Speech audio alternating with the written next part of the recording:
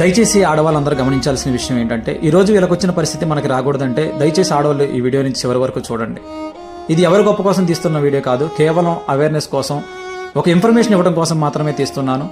దయచేసి ఈ వీడియో చూస్తున్న ప్రతి ఒక్క ఆడవాళ్ళు జాగ్రత్త, మగవాళ్ళు కూడా జాగ్రత్త. ఎందుకంటే మీరు బండి మంచిగా నడిపినా కానీ ఆడవారు వాళ్ళ చీర కొంగులు కానీ వాళ్ళ చున్నీలు సరిగ్గా వేసుకోకపోతే ఈరోజు ఈ పాపకు వచ్చిన పరిస్థితి మనకు కూడా వస్తుంది, మన పిల్లలకు వస్తుంది.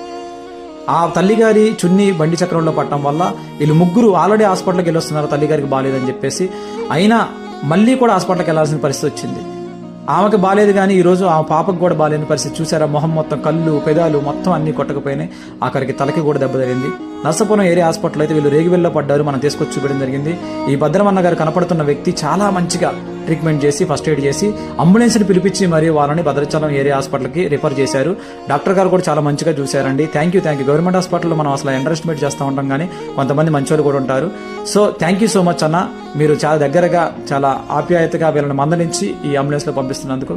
అలాగే ఈ అమౌంట్ అయితే మన ఫ్రెండ్స్కి మనం ఈ విషయం చెప్పినప్పుడు వాళ్ళందరూ కూడా ఆ స్కానింగ్ పర్పస్ ఈ అమౌంట్ కొట్టి వాళ్ళకి ఇవ్వమంటం జరిగింది. జాగ్రత్తగా వాళ్ళకి ఆ అమౌంట్ ఇచ్చి వాళ్ళతో మాట్లాడి కంపల్సరీ డాక్టర్ గారు చెప్పినా చెప్పకపోయినా ఆమెకి స్కానింగ్ చేయండి వాళ్ళకి ఆ స్టాఫ్ నర్స్కి చెప్పడం జరిగింది. ఆ తర్వాత వాళ్ళని జాగ్రత్తగా పంపించాం. ఏదైనప్పటికీ నర్సాపురం హాస్పిటల్లో ఉన్న భద్రమన్నకి థ్యాంక్ యూ సో మచ్. అలాగే అమౌంట్ ఇచ్చిన ప్రతి ఒక్కరికి నా థ్యాంక్ యూ.